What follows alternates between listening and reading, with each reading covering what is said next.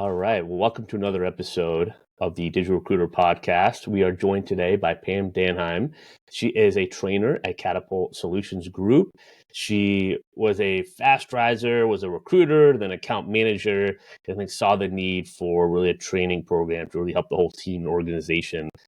We've been having a lot of conversations this year on training, the importance of it, best practices. She's got a ton of knowledge and a great perspective on all this. And I'm excited to have her here today and join us. So Pam, thanks for being here. Thank you for having me, Clark. I know it's kind of crazy. We've been going back and forth for almost a year now, so super excited. No, it's been great, and I think we've gone to kind of learn, right, the different approaches, how they kind of mesh. I mean, it's such there's so much, right? The process, I think the winning formula is simple, but it gets so complicated so quickly in this world, right? Different agencies have different, ways they do things. And even within the agency, producers and recruiters, right? We were talking about this before. Everyone even has their own little style, right? Especially if you're in the pit, which we'll talk about. So I think that's where it's been cool to kind of exchange notes a little bit and kind of see your journey, how much you prioritize training, which I'm excited to get into. But let's just start with this. How'd you get into recruiting? Yeah, I started working when I was 14, I think. I had several jobs over the course of, graduating college, worked as a bartender, a server in a couple different restaurants. And I was actually supposed to work at a different recruiting firm when I got my offer from Catapult. It was 2020, so during COVID and the peak of everything. And that other recruiting firm decided they were freezing, they were not hiring. And so I came and interviewed at Catapult, and during the pandemic, instead of laying people off, they were actually adding people to their team, which I just thought was so cool. I started in November of 2020. I struggled really hard for the first few months, just being brand new to recruitment, brand new to tech. I had no clue what I was doing. And throughout that first year, I kind of just dove in on learning as much as I could, kind of following the people around me who I thought were doing really good, and started recruitment there. In my second year, I was voted the top recruiter for our Dallas office and rookie of the year for the whole company. I was able to hit President's Club during my third year. And that was when I took the dive into account management, a little bit of business development, which was really cool. I got to learn all sides of our business. So yeah. Nice. It's you talk about kind of the challenges in the beginning, but what I kind of picked up on is that you just who's doing well and kind of being kind of very coachable. Right. I mean, you mentioned the first few months were challenging, right? Not knowing what you don't know, right? Learning about tech. What were some of the things that you did, I guess, kind of specifically to kind of get over that hurdle, right? And then when did it start kind of to click? I started by copying the people that were doing really good. Yep. I would hear what they said on the phone. I would see what they wrote in their emails or their messaging. I would hear how they handled different situations, and I started copying them basically verbatim. And then I would say about 6 months in, I was able to start kind of making it my own, taking those things that I learned from them, but putting my own spin on it, making myself more comfortable in these different situations. And yeah, just copy and paste basically. Yeah, it really is a great strategy, right? Why reinvent the wheel when someone's kind of already paved the road and everything else? Just listen in, and whether it's the questions, right, how to format a G2, or that's what we call a Medrotech, or a phone screen, right? You don't have to reinvent the wheel, and then over time, with enough reps, you start to kind of get more comfortable, and you learn different jobs, and you kind of have more conversations, and then you kind of know how to craft your own, right? Versus just kind of going kind of rogue a little bit and kind of doing whatever, right? Do what works, right? And then you kind of learn how to make it your own. So it's a great strategy. Absolutely. So the 6 month mark hits, you start to kind of really get it. I mean, was there kind of one thing? I mean, was it just kind of volume and talking to enough people in terms of a numbers thing? Was it something in terms of like how you with the job orders and like being able to kind of match them up better? Like, what was kind of like the thing that really like I would say like clicked, right? That got you from kind of struggling to eventually then hitting the President's Club as a recruiter. I would say it was my level of confidence, 100%. Yeah, When I got my very first, big tech placement, it was a big spread. And I remember feeling like, oh, I think I know what I'm doing now. yeah, Uh, and so then I just kept doing that same thing over and over again. yeah, And when I did hit roadblocks or I hit struggles, I'm very blessed to have an amazing team that I could always lean on and go to and kind of work my problems out with them. But I would say it was really just that confidence yeah. of I can do this now, just do it faster, do it better, do it more. Yep. And you can only get that if you do the reps, right? I think there's nothing that can shortcut just picking up the phone, sending messages, just trying every single day, even if it's just like, man, when is this placement going to hit? Or especially in tech, right? When it's a longer sales cycle. I started in skill trade, warehousing. So I had three starts my first week. Now they might have worked like a 3-day project, but at least it was something, Yeah, right? But you get those like quick wins. But I remember those tech recruiters, like just that long, it's just a grind in the beginning. And then it clicks, right? It's just kind of staying up. But like that, getting those reps is huge, right? To absolutely. getting it, getting there. Yeah, and I think learning to juggle all the different parts of the recruitment process, once you get the placement, your first placement, you're learning to manage that book of business, keep your contractors on the books happy, Yep. while managing your current open recs, while managing, the people you have in process, making sure they don't fall off, making sure a better opportunity doesn't come up. Yeah. So I think that's where after that 6 month mark, I started really honing in on getting better at each part of the process, not just the sourcing or the phone call, but the negotiations, the consultative part of recruitment. Yeah, and it takes those, oh, it didn't work out, or oh, I was so close to kind of get those, right? It's like, yeah, it's like a rite of passage in a sense. You almost kind of learn from the pain of it not working in the beginning because, right, we're kind of so naive when we first start in recruiting. And I mean, at least I was just like, yeah, well, this is so simple. Like, of course it's going to work out. And then you realize someone no shows or they disappear after 2 weeks or, they're trying to work, especially down the remote era. They're trying to keep their one job and start another so they can double dip on their income, like all these crazy stories, right? And it's just like, how is this happening, right? And you kind of learn, right? You kind of have to get rid of that, like, piece of being naive to be like, okay, people are people, and that can come in all sorts of, that can reveal itself in all sorts of ways. So, like, if you have to have your process down and kind of almost be non negotiable with it to be able to do your job effectively, right? And to kind of recruit effectively. Absolutely. I don't know if this is going to come off wrong, but you almost have to get a little bit jaded. You got to get a little bit suspicious of like Yeah, where could this possibly go wrong? Where could it fall off? And what do I have in my control to make sure that it doesn't? exactly. Um, and then just being okay with I did everything I could do. Let's see what happens from here. Yeah, putting the ball in their court, and it's such a great point. And I think it's becoming clear why you're now on the training side. But yeah, like putting the ball in the candidate's court, the client's court on the sales side, like that's what our job is as an agency. Really, it's not. We're not the company. We're not the worker that's going to be working there day to day. We can just make the match. So it's really about like, well, what do you need? Like, what does the client need? What does the candidate need?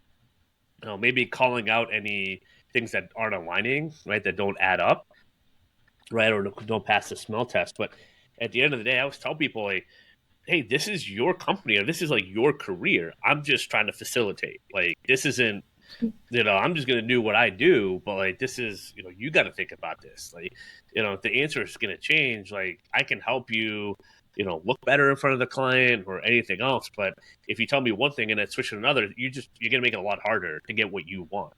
Right. And I think Absolutely. that's like, right. That's the nuance. That's like, it's so hard to get. You assume everyone gets it in the beginning, but you just don't, or they just don't. And like, I see that's like a big make it or break it I see for recruiters. I don't know if you see the same thing of just like, do they accept that or do they don't? Right. And do the behaviors change as a result of that? Yeah. No, I mean, that's something that we're working on a lot with, all of our new recruiters all the time is, okay, I know the candidate told you this. Did you ask again? Did you reconfirm? They said they Yeah. were willing to relocate, but let's have that conversation one more time. And they're like, why? They already said it. And you're like, because. Because they'll say anything, right? They'll say anything to be considered, to be top of mind. There's no investment though on them telling the truth, and I think that's one thing. It's just like, have we incentivized them to actually reveal what is going on? And that's like, I don't know if you kind of have seen that, but it's like a huge part, right? I think what we see is just what have you kind of earned the right to get the truth from them, right? And make them think about half the time they haven't even thought about it, right? So it's such a fascinating dynamic. Yeah, I think that kind of leads into something that we were talking about earlier, which is, the art of the call Yeah, and learning how to build trust with somebody over a phone call or a video call, learning to ask those harder questions that might be uncomfortable yeah. and being okay with whatever the answer is. Absolutely, right? Not trying to pigeonhole them in anything, but just knowing the right question to ask, and you just have to learn how to embrace the answer, right? That's huge. I want to dive into the art of the call, but just so listeners can catch up, you go to recruiting, you go to sales, and then you go to training. I think you in sales, kind of what was it that inspired you to be like, okay, hey, I think we need to like really consider this kind of training aspect. So when I started at Catapult, training typically fell on the recruiting director or the managing director to do your initial 2 week on the job training.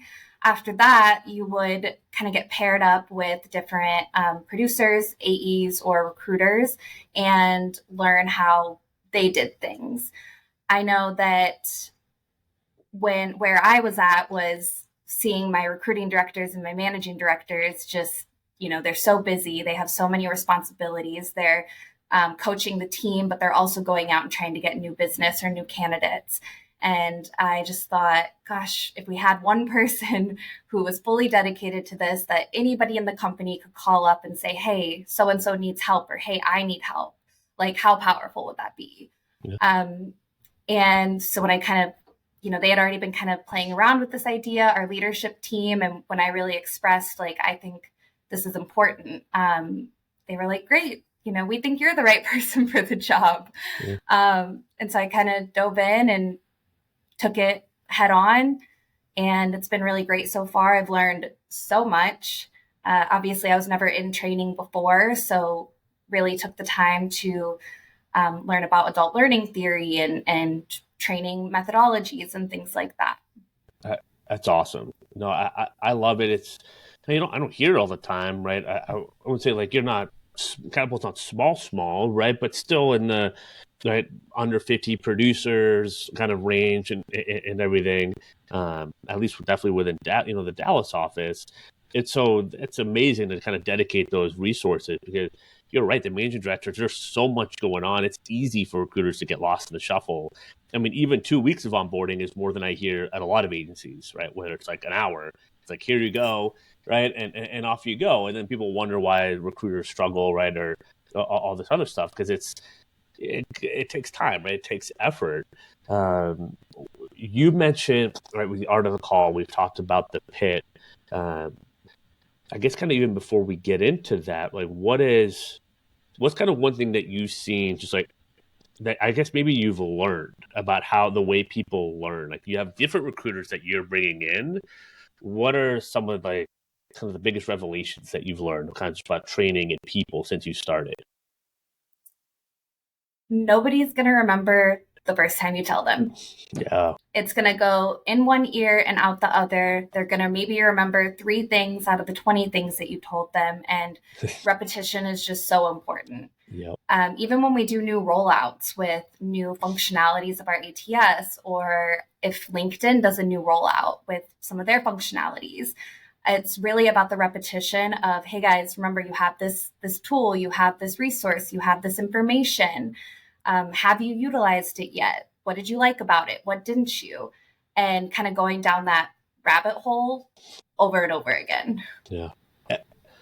I love that you said that. I mean, I think the theme of Q4 for me has been consistency, consistency, consistency within the program. It's just like, people will start a campaign or they'll make a post and they just stop. Right? At times I'm like, okay, keep going. Like that was a great, it was a great one post, but keep going, right? Whether it got 40 likes or one like or 100 likes, what are you posting the next day, right? Or the next week? Like you just keep going because that's how you learn. And that's kind of what we're doing on the group calls, the same thing, just repetition, like covering almost the same topics week to week. I get the feedback at times like, man, that was an amazing call. I try to just keep 10% of what you guys teach on the, have on the group calls because there's so much. And I think it's such an important point. What we know is different than where they're at. Yeah. It's a really hard thing to learn as a coach. It's just like that. Yeah, that's saying it once. Because we have to think back to when we were learning this stuff. It wasn't just one take that took for me, right? I remember like learning automation. It took me weeks to like really get comfortable with it. And here I am teaching people to do it, in a week or two, right? You have to exhibit that same level of patience with people. And if you bake that into your training, right? Like then like you have to bake that repetition in and those reasons for repeating different behaviors. What are some ways that you're kind of making that happen, right? Or you kind of can make that, I would say, engaging. Yeah, we do a lot of different ways of training. We have a lot of different methods of training. Right. So, we might start off with a conversation in the pit at our morning stand-up meeting. Like, hey guys, this is going to be a big focus coming up. So start thinking about it. Do you have any questions right now? And then we'll do another kind of one-off 30-minute meeting. Okay, now we're really going to dive into this. Really hash it out, ask any questions. We're going to practice whatever it is.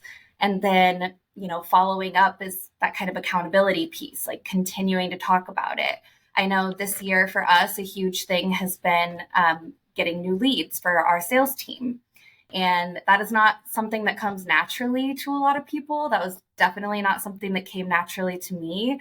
Asking those questions without feeling like you're stepping on toes or, trying to get that information without making it weird. And so we've been practicing.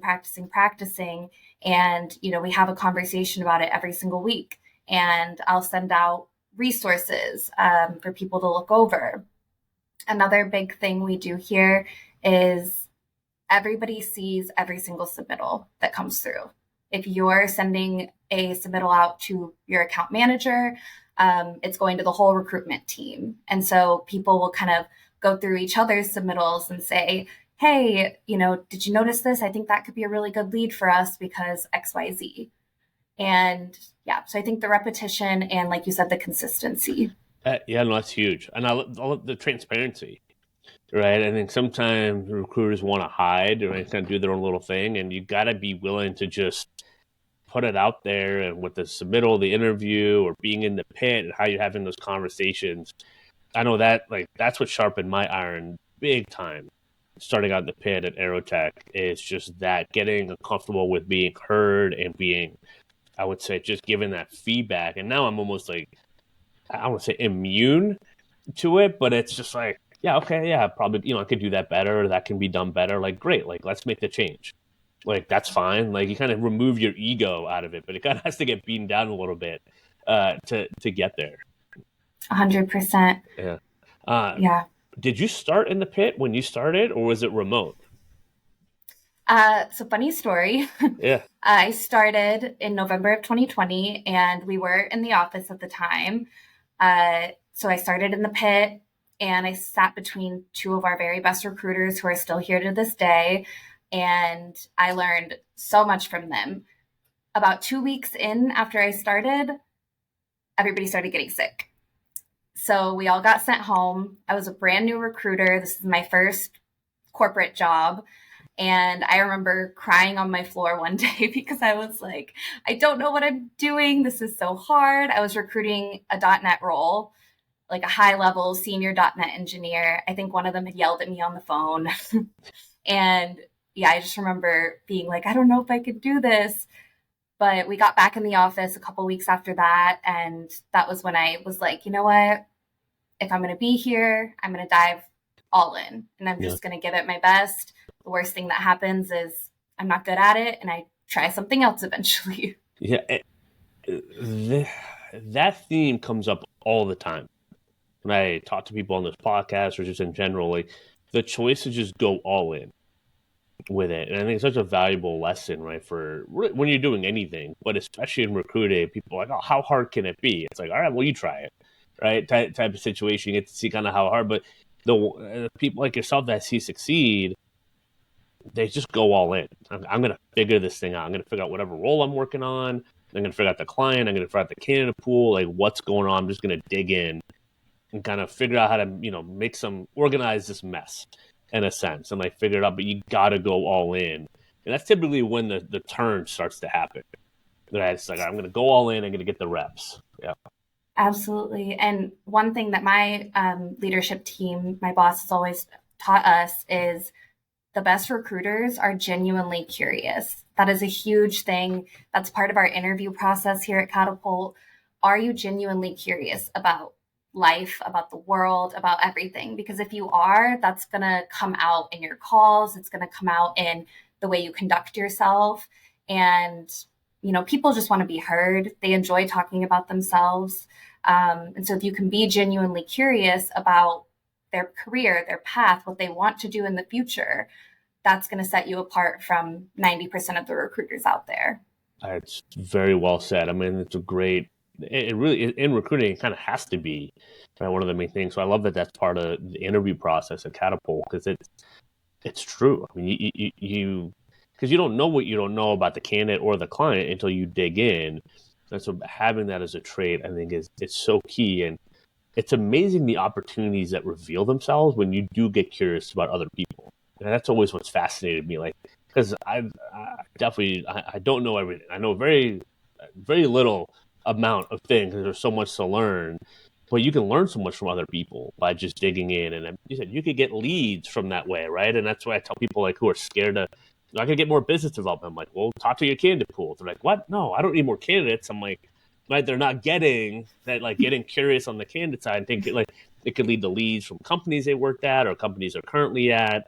Could be a lead if they get hired elsewhere and are hiring manager, they could come back to you because of how you treated them. Like there's so many avenues by just getting curious, and it's not trying to get a role or put force someone into a job that's not a fit for. It's just like I don't know. You tell me what's going on, right, with your hiring issues or with your job seeking, issues, right? Like, and then we can maybe figure it out. Like that simple reframe is everything.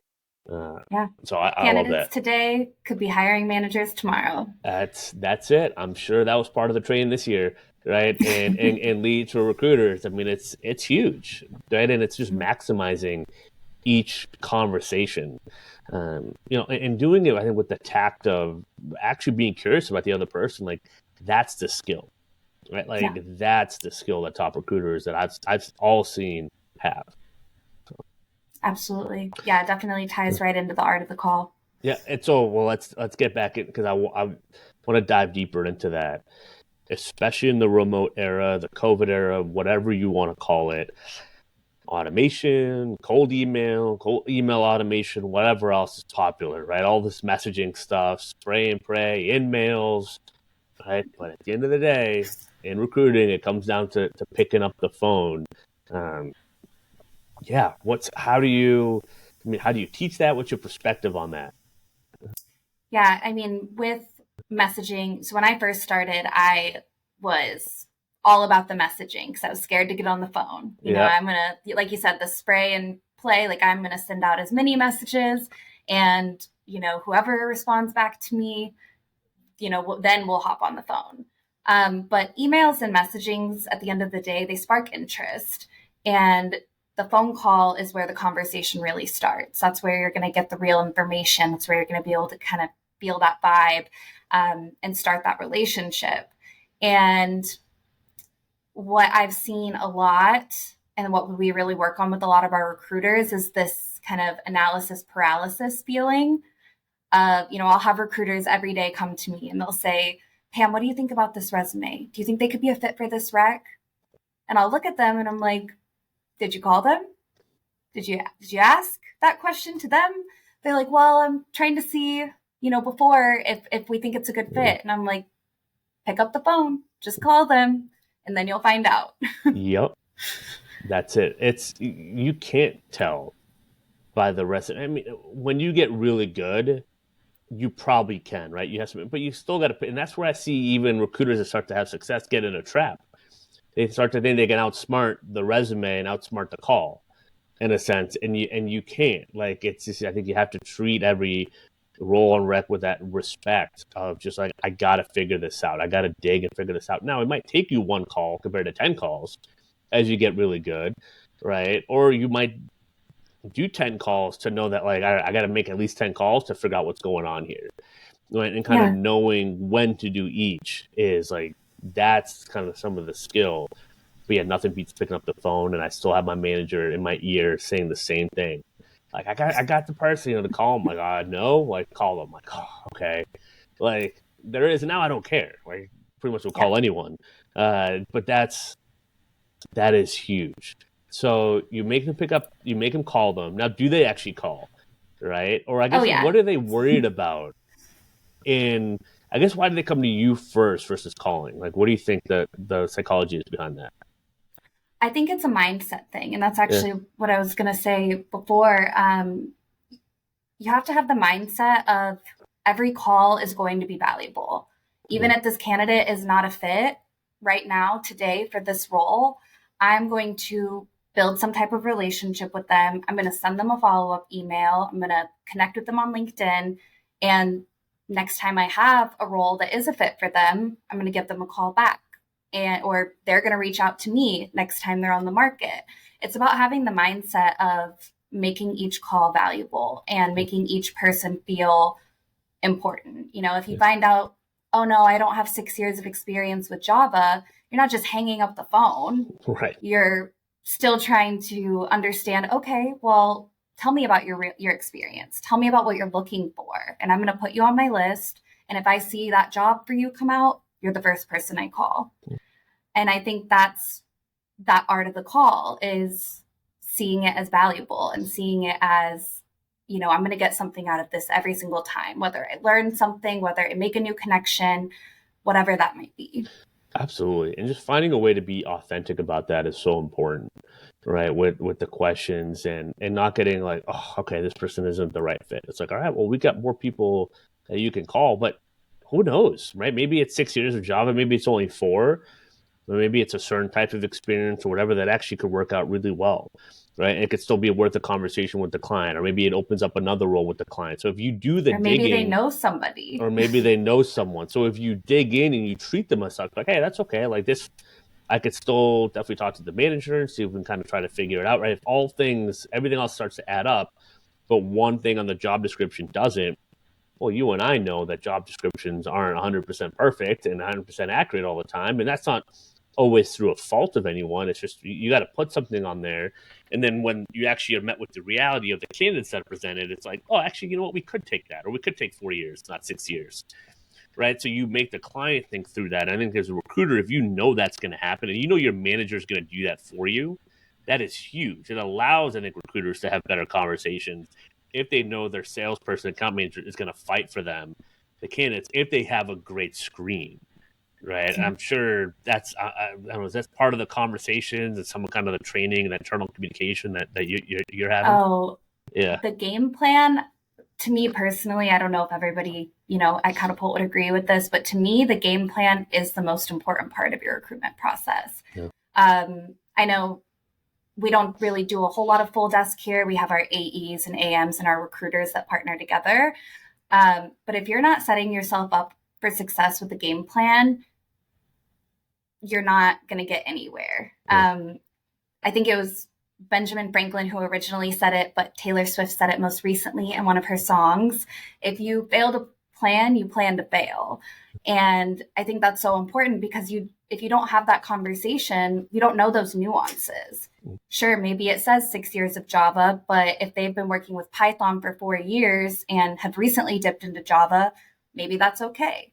But if you don't take the time to have that conversation, you're doing yourself a disservice. Right. And just not like dive, really digging in. Like we've kind of been the theme. Just you got that time on the phone with them, like figure it out. Right. I've even told my team, like, I don't know, we got some new information on this role, this rack. I don't know if this person's a fit. I'm like, have the conversation anyway.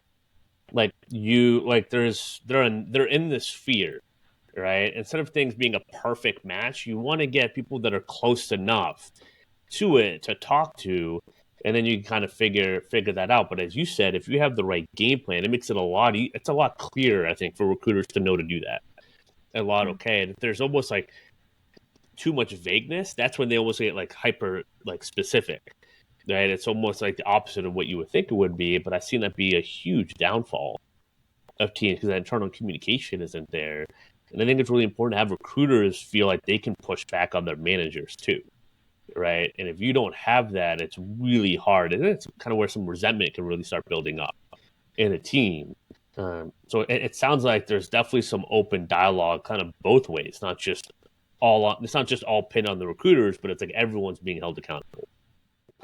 Absolutely. And that's something I love about Catapult is the partnership that you get to have with your recruiter or with your salesperson. It's kind of like you're solving a puzzle together. Like, Yeah. okay, we have these 10 profiles, these are our top three, but let's see what the client thinks. And then, we're going back to the drawing board. Okay, we missed the mark somehow.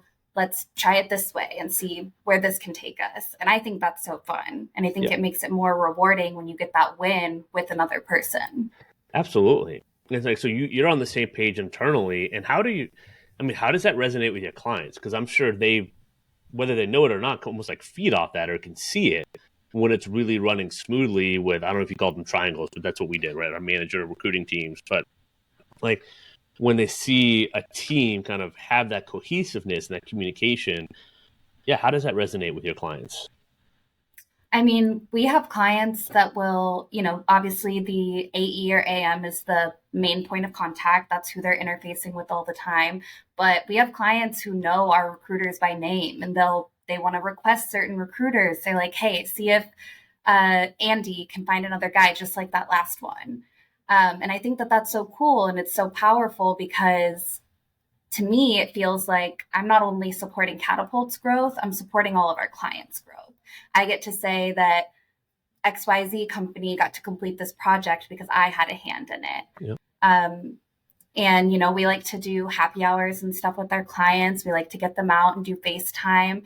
And they love talking to, the recruiters and just hearing their struggles and their successes. Or, hey, I've talked to this guy like 5 times and he really wants to work at your company, but, he's lacking a little bit in this area. And those types of conversations, because of the bond that we have with our clients, get people jobs.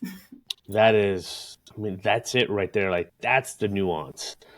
Like, a perfect example of it, of like what makes a difference. Number one, just the happy hours, getting out, FaceTime with your clients is huge. It kind of breaks down that barrier to allow that and to kind of those tweeners, right, that are like maybe like right there, or you could get feedback like, hey, well, if they get 6 months of this experience, we can consider them, or 3 months, or you know what, like, yeah, let me just talk to them and interview them. And the amount of almost kind of informal interviews that you could set up that turn into starts at times is amazing when you have that trust, right? And that's where you like, I'm sure you've seen that with like the fast growing spread risers. I'm sure you were like that happened to you too.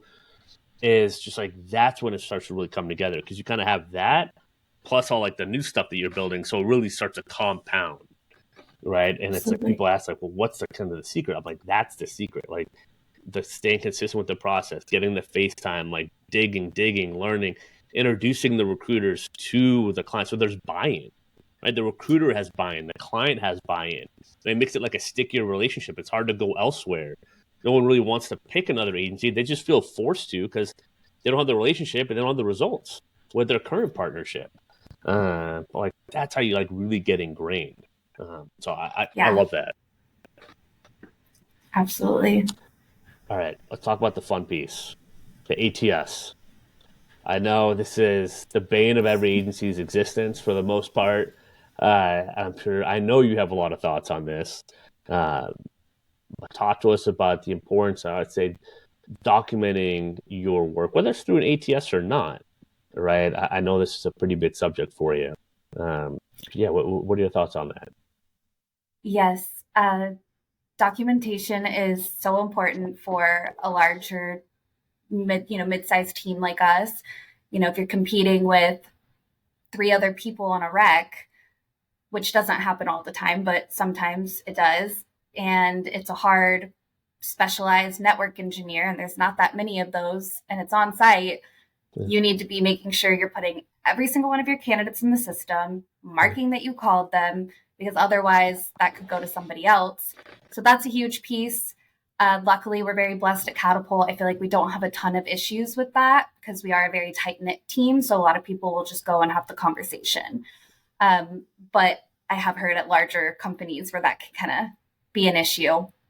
The biggest thing for me in our ATS, though, is it is a resource to make your job easier at the end of the day.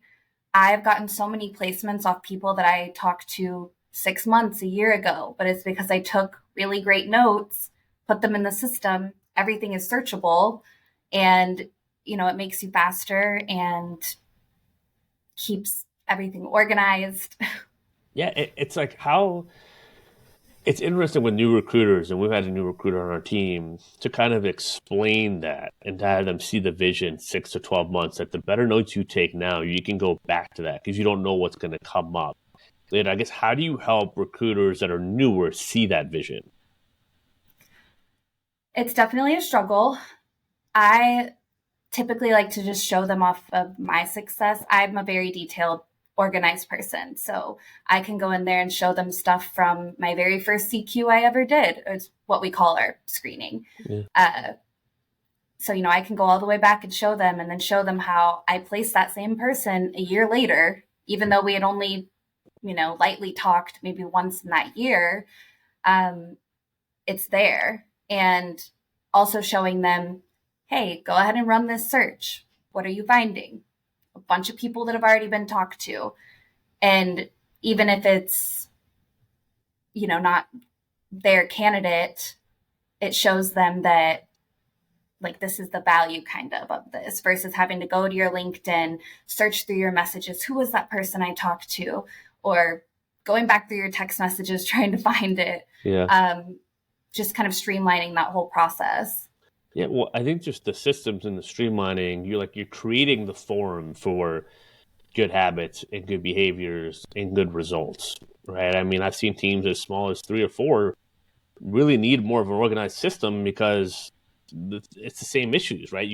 Am I talking to the same candidates? Is there multiple reach outs for the same company? Does that make you look bad? So avoiding that is huge. And that can be, yeah, you can count on one hand the size of a company. It could still happen if you're not careful about it. So, yeah, I mean, just the Yep. processes, and I think just the time that you and your company takes to really get this right. I commend you. I applaud you because it's hard. And I think just taking that focus, taking that step back to be like, we have to prioritize this on the front end. And it's going to make our life way easier going forward as we build. And we're going to be able to actually scale this thing, right, with quality service without sacrificing in quality because we've took the steps on the front end to do it the right way. Like that is Absolutely. so important on for everyone, right? It just makes it more fun to do this work in a sense. If you have that, I think the clients and candidates really feed off of that. Well, and I love, being able to roll out a new feature in our ATS, and the recruiters are just like, oh my gosh, this is what I've needed. This is what Yeah, I've wanted. For example, reference requests, getting people to send in their references, getting the recruiters to actually request the references. That was a huge struggle last year. So we implemented a form, 2 clicks for the recruiter. It sends it out. It will kind of prompt the candidate if they haven't done it in so many days. And once they do it, it's attached to their profile. It says complete. Our AEs or AMs can just go in there and start calling, their references. And that was just a huge game changer for the team. They were like, okay, we'll do it. It's so easy. We don't have yeah, an excuse. We'll yeah, do it. yeah. And you get that buy-in, right? I was like, all right, if I can set this up, like you'll do it. Like you got to get that commitment ahead of time, right? That just like when you're qualifying a job order or screening, get that commitment It's like, all right, we've all agreed that just like it's easier to better, and like we're gonna do this and follow this process. And Yeah. that's so important, right? To change any of the behavior. You have to have the buy-in from the team, right? To make any of these changes, it seems like. Right. Yeah. You definitely have to have the buy-in. And again, it goes back to what we were very first talking about with that consistency, reminding them Yeah. like, hey guys, we have this new feature. Are we using it? And it's huge. I mean, references, I love talking about them because most people and recruiters hate doing them. I was actually kind of surprised with the amount of pushback I got initially when I started bringing up references a couple years ago. I'm like, these are a great lead source. They're a great way to have a better product, have better fees, all this Mm-hmm. stuff. But it's like, oh, it's a pain to do and all that. I'm like, why? You could also filter out bad candidates potentially and stuff like that. Like, there are so many advantages to even just getting the reference contact information, right? And just asking for it. You don't even always have to run it, but just kind of that Right. ability can be so revealing alone. And obviously, when you actually run it, now people are talking about personal references. Okay, that's fine. Maybe don't call someone's pastor or their landscaper, right? But if you're actually calling an old boss or an old coworker, right? Just like knowing those tells on the phone can be hugely revealing, right? And hopefully get you Absolutely. out in front of any problems. Two, not to mention it could also be a lead if you're talking to a hiring manager. It's like, wow, you guys actually run references. Like, I didn't know agencies or anyone did that, right? There's so many value points there. So I love that you brought up references because yeah, that's always like a hot button topic. Uh, Oh yeah, and that is our company policy is two professional managerial ideally. Obviously, if somebody's been at the same company for 7 years, we get it. But company policy is two managerial references at the interview stage. And then whether we, reach out to them right then or we wait is kind of up to the situation and the client, of course. how does that?